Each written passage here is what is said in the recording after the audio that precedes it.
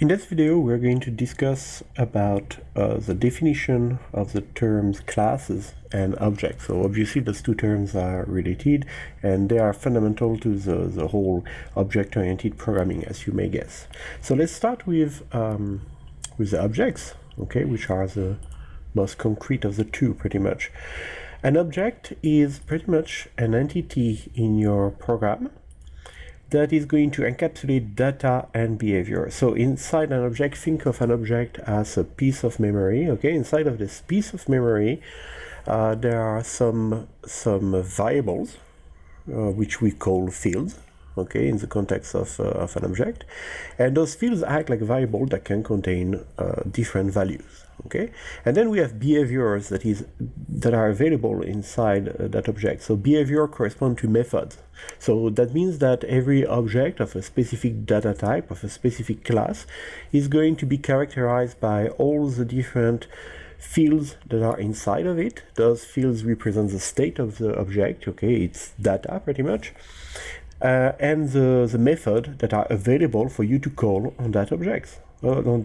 Okay, so the method are there to pretty much allow you to interact, as this diagram is kind of illustrating, to interact with the fields. Sometimes the fields are directly available, so you could act on the field of an object, by simply saying, okay, here's a reference to that object, and now I want to access the field and, for example, assign a new value to it, or read the value that's contained currently in that field, like if it was a regular variable.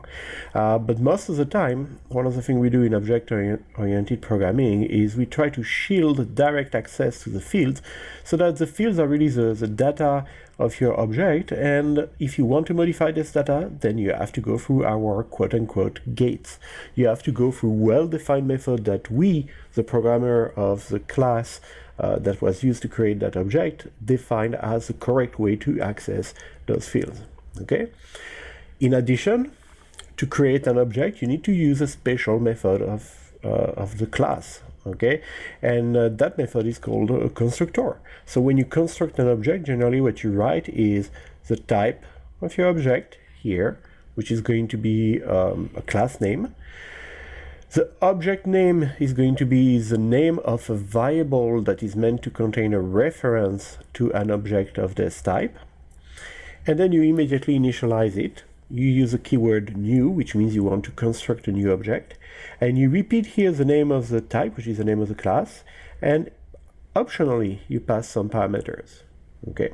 So this is the generic syntax. We're going to go over examples, okay? Concrete example. But this is a generic syntax for constructing a new object and assigning a reference to that new object to a variable.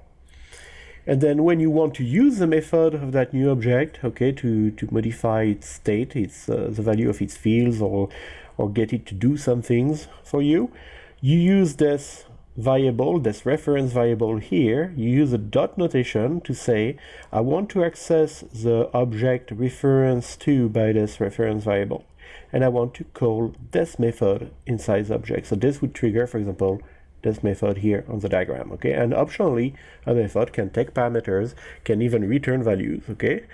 Just like a regular method, obviously. But you are executing this method. That's what's important, is that with this notation, you are saying, I'm executing this method on that particular object, okay? So you are going to modify the state of that particular object referenced to by the variable object name. So we talked about object. What's a class? Well, a class is a program entity that can represent either a program/module, or that is a template to create new types of objects. So when I mentioned already the definition of object, I could not help but mentioning classes, because classes are pretty much that. There's a template that allows us to define how all the objects of that class are going to look like. That means, what fields are they going to have, what are the names of the field, what are the data types of each field, and then what kind of methods are going to be available. So you write a class, it's a part of your code, okay, or your source code. You write a class, and that defines how every object is going to look. But if I go back one slide, once an object is created and exists in memory, it has its own copy of the fields, okay? And you can consider that it has its own copy of the methods as well that are defined in the class. But really, this object here is going to share all the methods of its class, with every single object, every single instance of that class that exists in your program. So those are always common to all objects. But now the fields, the names of the fields, the number of fields, and the data type, yes, they are the same for every object, but then every object is going to be able to store different values in here. Okay, so that's why the object differ from one another. So the class is a template, the class is a recipe, whatever analogy you want to use here, and then the object has a concrete instantiation of that template. And the whole of object-oriented programming is about writing programs in a manner where you identify different classes, then you create objects of those classes. And the whole job of the program is characterized by interaction between the objects that you have created. So it's just an approach to modeling, a problem, a solution to a problem, and making and writing your code. Now, I'm going to go back to item number one here on this slide. Why did I mention here that a class can represent an entire program or a module? Well, think about it this way. When you first started learning how to program, if you use Java, you probably wrote the entirety of your code inside the main method. So even though you didn't learn to use and write your own method, you were actually using one method because that's what Java requires. And that main method was your entire program, okay, when you really started early on. That main method was, by necessity, by constraint from the Java language, located in a class. The class just happened to have the same name than the file that was holding, the Java file that was holding your program, and you didn't really give much thought about that class. It was just pretty much the name of your program, right? So that was the very beginning. Then you learned to write multiple methods. So the main kind of lost a little bit of its mystery. Now you saw that the main was just one of many methods you can have in your programs. It was just identified as being the one method where execution starts. And then progressively you started writing multiple classes, okay? And then again, the class lost a little bit of its mystery. Now it was kind of decoupled from your program. Your entire program could have multiple classes, okay? Each of those classes could represent a module, and then and so on and so forth, okay? As you are writing more and more complicated pieces of software, you realize now that a class is not necessarily just one program or just one module. A module can use and leverage multiple classes, okay, be defined over multiple classes. So I would say that this item number one in the definition is more there to link to your previous experience as you were starting to learn to program in Java, rather than represent a generic definition of what a class. The item number two is much closer to what everybody means by class once they have learned some basic object-oriented programming techniques, okay? The first definition kind of like disappear as a vestige of your early programming education, pretty much. So let's take an analogy to just make sure that everybody is okay with this concept of class object. Here's one analogy that is actually not too bad, I would say. It's an analogy with a blueprint. So we're going to talk about an electronic device like an iPod, for example. So we have a blueprint here of what any iPod should be about, okay? In terms of states, in terms of fields, okay, we want some variable to store the current song being played, the volume, the estimated battery life, okay? And then in terms of behavior, in terms of method, we want to have ways to power on and off the device, change station, go to the next song, change the volume, choose a random song, etc. Okay? So once you establish this blueprint, which is analog to a class, okay, then you can instantiate that blueprint. You can use the blueprint to fabricate, or if you're talking about objects in OOP, to construct objects, okay, to fabricate entities. And this is, for example, a very concrete entity that exists physically. This is an iPod number one, okay? And you can see that it has exactly the same methods, same behaviors as the blueprint, but it has, it has also actually the same states, the same fields, okay? But it has actually different values compared to other instances of this blueprint, over object fabricated based on this blueprint. Okay, so the analogy with object-oriented programming is straightforward. So let's take an example. So we're using something called AWT, which is an old graphic library for the Java language. Okay, so don't worry too much about the specifics of that library. Focus on the fact that we are using a class point. Okay, we didn't necessarily write the class point. It was written by a colleague, or it was written and comes for free, with the Java-based library. But the bottom line is that in our program, we use the class point to create object of type point. Okay, so how do we do that? We've seen that already. So variable p1 is meant to hold a reference to an object of class point. I use the keyword new here to create a new object of class point, and I provide coordinates. And then here, do the same thing again, but I create a second object which reference is stored in P2. I do not provide any coordinate. Okay, so we have two different ways to construct an object in this specific class point example. One way doesn't take any coordinates, so the point by default has coordinate 0, 0, okay, as indicated here in the comment. And this approach here allows you to specify the coordinate right at the instant where you create the new point object. Okay, so what is the blueprint? Okay, well, the data inside this object of class point, okay, is x and y, two coordinate, two fields that represent the x and y coordinate of the point. What are the method? What are the behavior? Well, three methods. Okay, one called setLocation. Takes two parameters x, y, allows you to set pretty much the fields x and y to the values that are specified when you call this method. Translate, dx, dy, takes two parameters and adjusts pretty much the fields x and y inside that point, to translate them in the plane by dx and dy. And then distance, that returns actually the distance between our current point, which is at coordinate x, y, and another point p, which is passed as parameter. So as you see, those three methods, the intent is really for the method to allow you to use or manipulate or write or modify the x and y fields that are stored inside the object. That's what characterizes one object and differentiate it from another. Okay, the coordinate at which it's located. And then all those methods use the coordinate or modify the coordinate, leverage them to make some computation, maybe even go look at the coordinates of another point and compare them to the coordinate of this point, okay, in order to compute, for example, a distance. All right, so we kind of started the migration here toward object-oriented programming based on our blueprint analogy with which we started. Let's finish this. Okay, so if we wanted to model that in object-oriented programming and in Java, we would say, okay, we have a point class. Inside that, inside all of the objects of that class, we will find two fields. So this is where we define, when we write the class, we define the rule for all objects. It's a template, okay? So the fields are going to be x and y. They're both of data type, primitive data type int.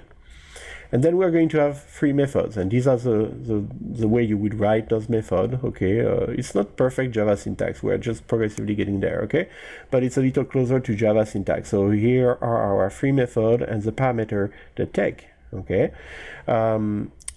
And now, when I instantiate this class, when I build an object of that class, here's the first object, point object number 1.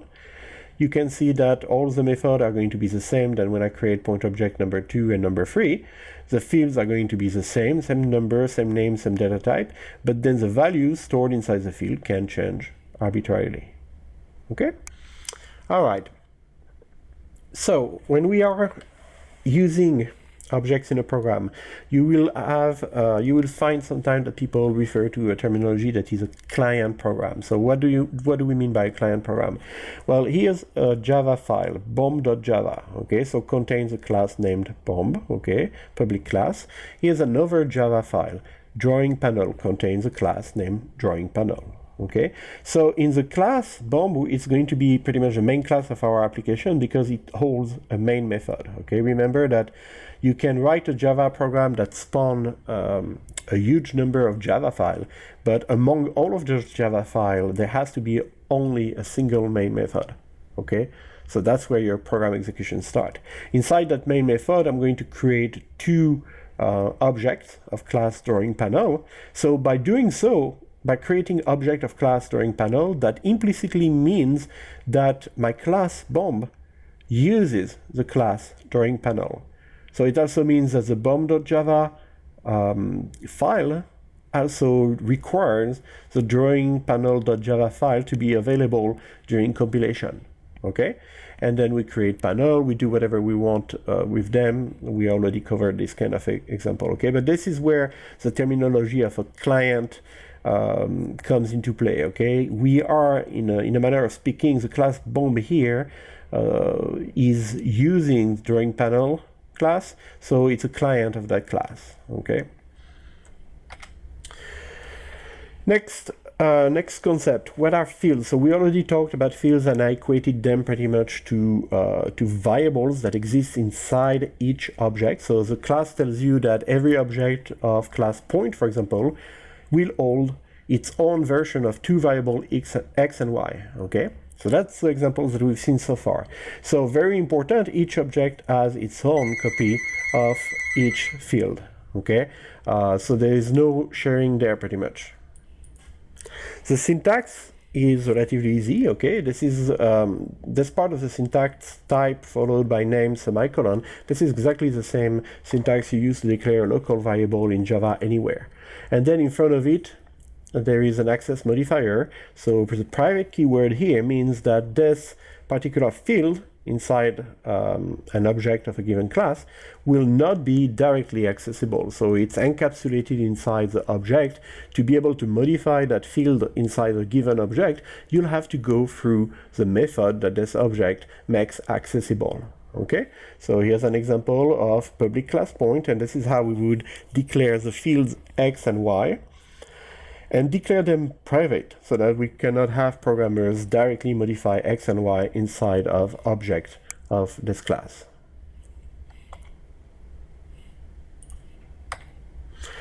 Benefits of using classes. So we keep talking about classes. So far you should have understood the relation between classes and objects. Okay, classes are template, and they are used to give instruction to Java on how to create a new object of that class. But what's the point? What's the point of using those templates? What's the point of modeling things in terms of classes and then creating objects of those classes and having the object interact with one another, which is pretty much how we define the whole deal of object of web-oriented programming style. Well, the first thing is that classes allow you to define abstraction between object and client. So abstraction is a very important word, and we're going to talk a little bit more about it like in the next slide. But the idea of abstraction is the idea of API, application programming interface. Okay, if you want to be a client of the class point, maybe the class point is actually a piece of code that takes 50,000 lines. Maybe it's hugely complicated. Maybe it requires some very specialized knowledge that you are not aware of. But really the only thing you care about regarding the class point is how to construct a point, okay, so with or without coordinate, and how to use the free methods that are available. Okay, measure the distance to another point, translate the point, etc. So this is the key of abstraction, is that potentially a class can encapsulate something really, really complicated. But then other programmers can use that class, can be client of that class in their own programs and classes, and they don't have to understand the entire implementation. They just have to understand pretty much how to use that class. So what are the few methods that you make available to external programmers, programmer external to that class, okay? And how do they work? What are they expected to do? So when you document this kind of thing, you document the API of your class, and this is generally much, much simpler than actually all the details that go into the implementation of that class, the crafting of that class, okay? Another thing that's advantages that's actually interesting is that you can protect access to some pieces of data inside your object. So we talked about the private keyword, right? And you see that you can have variables inside of object and forbid anybody who just created an object of that class from just interfering with those values. Maybe you don't want those values to ever change, or maybe you want when a value is changed to make sure that it's within some reasonable range, okay? Well, all of this are things that you can do via methods, and we're going to talk more about setters and getter methods, the different roles that methods can take. Okay, so when you write your methods, you can very well integrate inside those methods tests that allow you to guarantee that if a field is modified, if the user of a class passes to an object via a method a certain value and he or she wants this value to be assigned to a field, you can detect actually problem in your method and prevent those kind of problematic modification. Okay, you can see also that you can use this to change implementation later. For example, right now we took the example of the class point, okay, and point had two Cartesian coordinates x and y, and that's how we represented the position of the point. But since those Cartesian coordinates were hidden, we could very well in the future replace x and y by polar coordinates rho theta, and nobody would know any better, okay? Because the programmers that are client of our class point are still using the same free method. They are still building object of class point, and then they are translating them by a certain distance, etc. So as long as we don't break that contract that we made with them, we agreed with them that every time they wanted to use a class, an object of class point, this would be the free method that we are going to implement for them. Well, how we implement those methods and whether those methods are modifying internal fields to the object that are Cartesian or polar coordinates, that does not matter at all. Okay, so that's again a way for object-oriented programming to allow you to scale up the size of your development projects. Okay, now suddenly you can have a team of programmers writing a given class and all the subclasses that it needs. Okay, and this team is going to interact with other teams of programmers working on other aspects of your project only via this well-defined API. And then once the two teams of programmers agree on how this object of that class needs to be used, then the team that is actually implementing the class can go about their business with a lot more freedom, as long as they don't break that, that agreement. And then the last point here on this slide is you can have actually object states that are invariant, and we already kind of covered that in the explanation I just gave. So just two examples to make it more concrete, you can have, for example, accounts objects that have a non-negative balance. So inside of each object of the class accounts, you're going to have a field named balance, but you make sure that every time you create a new object, for example, you are not going to be able to create a new object with a negative balance. So you are going to even guarantee further that no matter what happens during the lifetime of the object, the balance can never be negative. So if somebody is trying to make a debit operation, for example, on a specific object of class account, and that debit operation would make the balance go negative, then you can prevent it, you can forbid it. Okay, you can say the debit operation failed, and you are not actually making your balance negative. Okay, so at this point, you would say the jargon is, you would say that you have an invariant property for that object. That means that no matter what happens, your implementation of the class account will make sure that the balance is never negative. So that's the invariant property. Another example would be if you have a field in the object that encodes the number of a month in the year, you can guarantee that this number is always going to be between 1 and 12. Okay, so that would be another invariant property of your object. You guarantee that this particular field that contains the number of a month is going to be between those two boundaries, okay, and never outside of the range. So we talked about several things here as we were defining classes and objects, okay, and as we reviewed the benefits of classes, you heard me mention the terms encapsulation, the terms abstraction. So these are two fundamental properties that are brought to you by object-oriented programming techniques. Okay, so these are fundamental concepts to understand. They are related, but they are not exactly the same. So I used here a link, I provided you with a link here from Stack Overflow that illustrates that this is actually a good job interview question.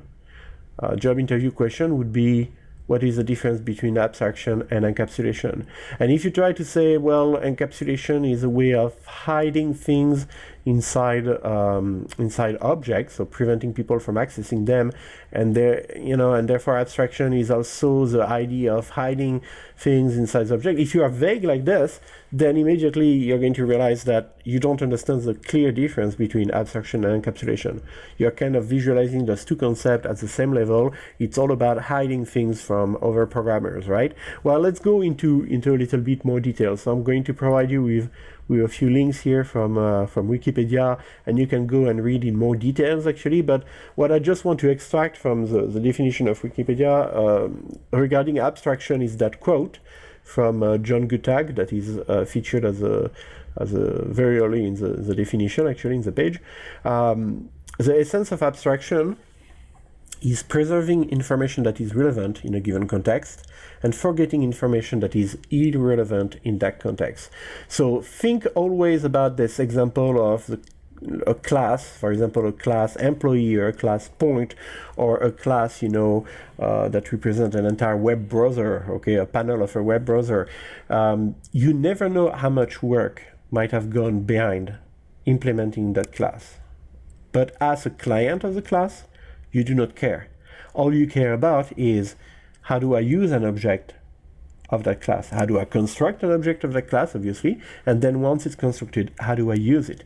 What can it do for me? What are the behaviors? What are the methods, okay, that are available? To a certain extent, you might care about what fields are available, but if all the fields are, protected inside the object and hidden away and private, then you don't really care about the fields. You care really only about what you can use as a client to that class, okay, or what methods are available.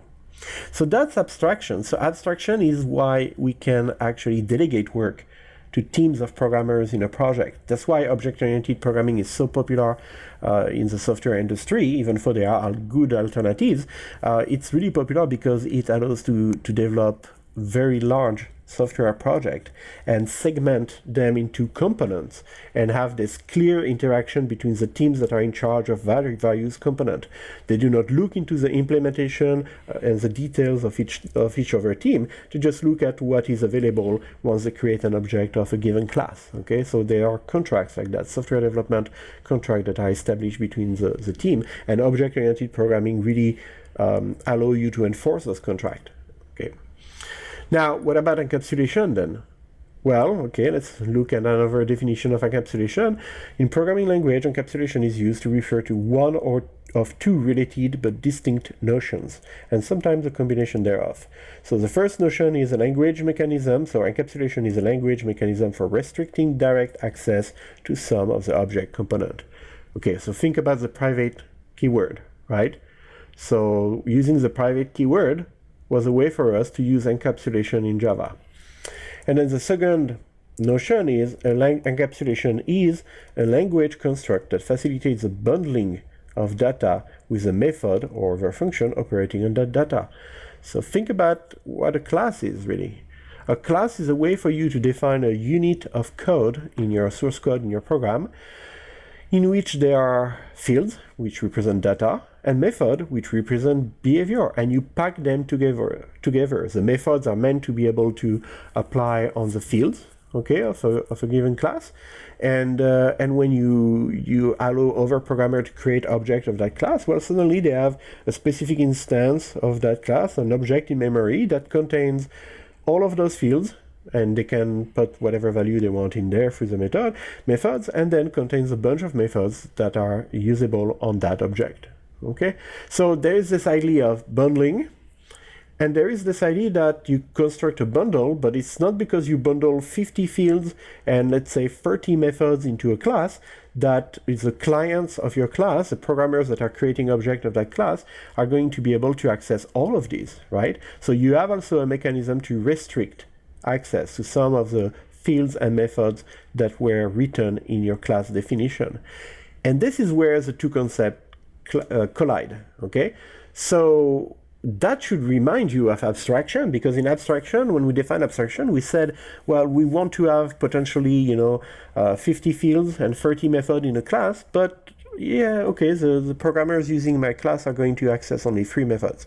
That's it. That's what enables abstraction. So in a certain way, you can look at things like this, okay? Abstraction is a separation between concept and details, okay?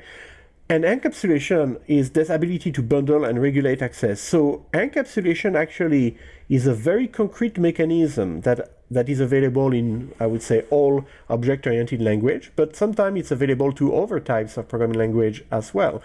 But it's a very low-level mechanism that enables abstraction. It allows you to actually realize this idea of, I'm going to have a complex class, but very few things are available for you to use in it, and you don't have to worry about the rest.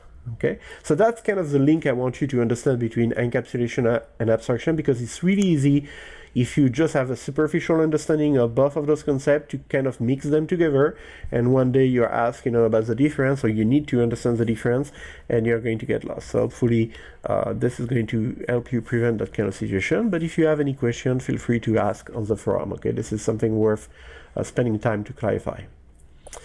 So now that we did this little side note on abstraction and the property of object-oriented programming, pretty much in classes, let's go back to reviewing, the main components of object-oriented programming language. So let's talk now about instance methods. So there are two things in object-oriented programming. There are things called instance methods and things called class methods. So I mentioned class method already in other videos. I think class method is a static method. An instance method is a non-static method. So when we create object, instance method, which you can refer to also as object method, are the methods that are meant to operate on a specific object. So these are the ones we're going to talk about now. And then class methods are methods that are independent of any object that has been created from that class. Okay. All right, so let's go back to the current focus, which is instance method. So they are written in the class. Okay, so you write the code for your instance method one time in the class. And whenever you create an object of that class, each object that you create of that class is going to be able to execute that same method. The difference is that when you execute one of the methods on a specific object, okay, this method is going to operate on the field of that object, and we're going to come back to that and see exactly what that entails, okay? But for now, let's finish this overview with the syntax.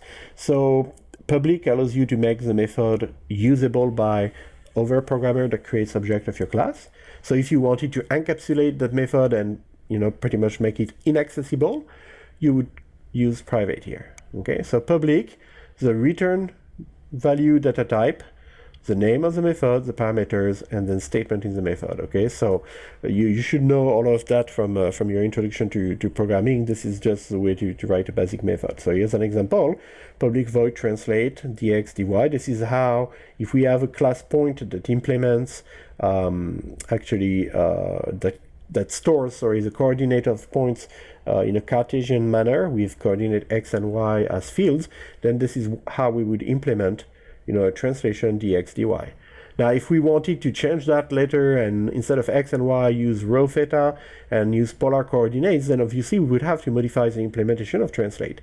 But from the person using our class, the client to our class, that doesn't change anything for them. When they want to translate, they just give us dx dy, and what we do here is our own business. The method is available to them because it's public, but the implementation of the method is still under our prerogative. Our prerogative meaning the prerogative of the programmers that wrote the class point. Okay, so one thing that might be interesting for you to consider here is we wrote x and y, and we know this refers to the fields of the object of the class point on which this method is called. But how exactly does that work? How can we write x and y here and be sure that this is going to access the field x and y of the specific object we are trying to modify? Well, to explain that, we need to introduce the notion of implicit parameter. It's very easy, okay? When you write p1, so assuming p1, is a variable meant to store an object, a reference to an object of class point. So I would have defined it as point p1, okay? And then I would have created a new object and put the reference into p1. Once I have done all that and I call p1.translate, so I call the method translate. If I go back one slide, you know this method takes two parameters, returns nothing, and then modify the field of an object. And the question is, where is that object? I didn't pass it as parameter. Well, I kind of did. Okay, this is why we talk about an implicit parameter. The notation here means that because I call the method translate on object p1, when the method translate that is written in the class execute is going to execute in the context of the object reference to by variable p1. So that means that if this method is using any fields, these are going to be the fields of the object reference to by variable p1. If I create another object and I store its reference in another variable p2 and I write p2.translate, then this translate call to the method translate is going to execute with those parameters in the context of the object reference to by variable p2. So if there are fields to be modified, these are going to be the fields of the object reference to by variable p2. That's why we talk about implicit parameter. Even for the reference inside p1 and p2 are not passed as parameter to the method, this notation kind of makes sure that the method is going to know about that reference. Okay, so it's an implicit parameter. So we already covered all of this, so let's move on to the next slide. Categories of methods. So there are different types of method. Okay, now I already a little talked about that when I said we can have a field and we can make a field private so that nobody can modify it directly into the object. Well, so if you cannot modify it directly as a field, that means you have to go through method to do anything on the values inside that field, right? Inside that object. Well, the methods that allow you to access the value of a field are called accessor method. Okay, for example, this is a bad example, distance from origin, a kind of bad example. But if I say, for example, I want a method get x and a method get y in my class point, and those two methods would each respectively return to me the value of the field x and y. Well, x and y can be private, so I cannot touch them directly. But if I call the method get x, I get as a return value the current value of x. If I call the method get y, I get the current value of the field y. Okay, so that allows me to access the values of those fields without touching the fields directly. I go through methods, and this might seem a little artificial, okay, and I would understand because the accessor is not the best deal, but you need it if you put your field private, because otherwise you can never read the value of the field. So it's something that you need if the field is protected, you know, inside the object and private, but it doesn't sound really like useful. Now the mutator can be a lot more useful. A mutator is, for example, in our class point we would have a method named set x and a method named set y. And each of those methods would allow us to pass a parameter, a value, and the intent is that this value is going to be assigned respectively to field x or field y inside the object. So now we have methods that control how to modify the values of the fields inside the object. And it's much more interesting because this is where we can enforce all sorts of policies. We can enforce all sorts of, as we called them earlier in the lecture, invariants. Okay, so for example, if I say that my coordinate for x need to be between 0 and 100, and my coordinate for y need to always be between 0 and 300. If I let an overprogrammer create object of my class point and just modify arbitrarily, assign arbitrarily to x and y values, I'm never going to be able to control anything. They could completely wreck my implementation by not respecting the rules that I mentioned, for example, in the documentation.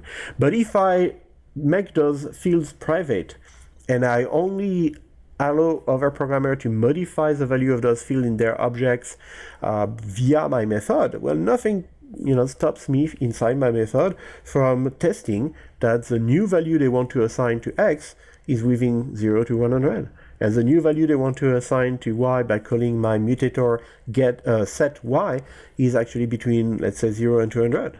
So I can make those checks and I can modify the field only if I'm satisfied that the parameters that were passed to me are within the rule that I set about how to use my object of class point. Okay.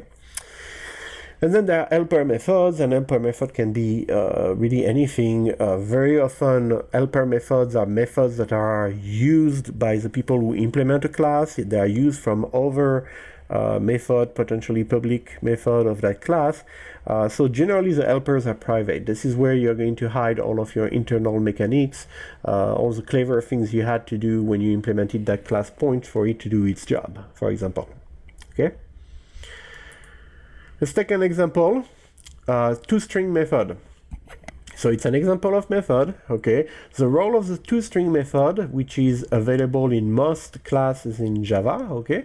And even when you write your own class, you can write your own version of the toString method so that it can interact nicely with other classes of the Java libraries. Its role is to return a string value that somehow represent your object. So obviously, it's really dependent on what the object is all about, okay?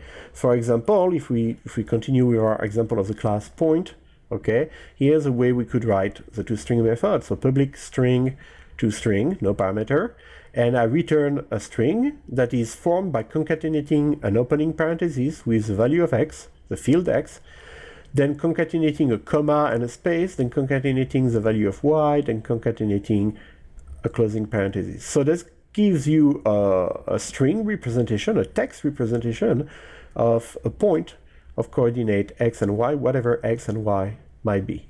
Okay, so that's the purpose of the toString class. So that's just an example of a toString method. Sorry, I just said toString class by mistake. This is just an example of a method that you can use, you know, and that you can define. And this one in particular we'll talk more about later in the course because it's really used throughout the entire Java library. So very important to hear about this one at some point early on. We kept talking about methods, and in the example of the class point, we talked often about the class point as only 3 methods. But then we also talked about constructing object, and we saw that you could construct a point object, you know, in 2 different ways. By specifying the coordinate x, y as the moment where you create the object. So that object will have those coordinates by default, or by not specifying any coordinate, in which case you expect the new point object to have coordinates 0 and 0 by default. Okay, so we achieve that by having constructors. You can have more than one constructor in a class, and they have some peculiarities in the way they are written. So you are going to always have the public keyword if you want people to be able to use that constructor, that is. The name of the constructor is always the name of the class down to the uppercase first letter. Okay, whereas methods start with a lowercase, method names always start with a lowercase. Constructor method names always start with an uppercase and match exactly the name of the class. Okay, then you may have parameters and statement just like any other method. Please notice there is no return type. Okay, we don't have void here, we don't have any data type at all. Okay, that's one of the things that allow Java to also recognize that this, what you're writing here, is actually a constructor for the class. The name is a big giveaway, but the fact there is no return type is also how Java recognizes that this is your constructor. Okay, and whenever you create an object with new, well, that syntax that uses new to say I want to create a new object immediately tells Java, look for a constructor that works, you know, in this case, and use it to initialize the new object. So Java is going to create the new object in memory for you, but then the role of the constructor is to be applied immediately to that new object in memory and initialize all of its fields. That's really what a constructor is all about. So let's take an example with the class point again. So here's our class point. Okay, so we have 2 private fields x and y. And when we create an object of class point, we use this constructor. That's one of the possibilities. Actually, we'll see that we can have another one. And we take 2 parameters, initial x, initial y, which are the initial value for x and y. We assign them to x and y, the fields. Okay. So the same way, you know, a method can use the fields of its object. When you create a new object of class point, immediately the constructor is applied to that object. So it's that specific object field that you are modifying here. Okay. Like I mentioned already several times, you can have multiple constructors. So here's the rule. Okay. Each of them must have a different set of parameters. So again, let's use our class point. Here's the constructor that we just wrote on the previous slide, and let's add another constructor. So this is a constructor that takes two Cartesian coordinate, creates a point based on them. This is the one that doesn't take any parameter. And therefore, when you construct the point, after you build the point in memory, you use the constructor here to initialize its field, and the decision is, well, if we don't have any coordinates specified to us, we're going to use 0 and 0. Okay? Now take a look at this and try to look at it and criticize it. Okay? It's a little bit, this code is a little bit redundant. We have two constructors, they both assign values to x and y, okay? So really, the second constructor, the one that sets the values to 0 and 0, is kind of a special case of the first constructor. The first constructor is capable to initialize the fields of a newly allocated object, with any value. So what if we could actually say, inside the constructor without parameter, what if we could say, I want to call this version of the constructor with 0 and 0 as parameters? That would be awesome, because then the logic of assigning the values to the fields and maybe making some tests to make sure the values are within range, anything that goes into, validating those parameters, etc., could happen here. And it would be automatically triggered in the general case, and also when we create a point at coordinate 0, 0.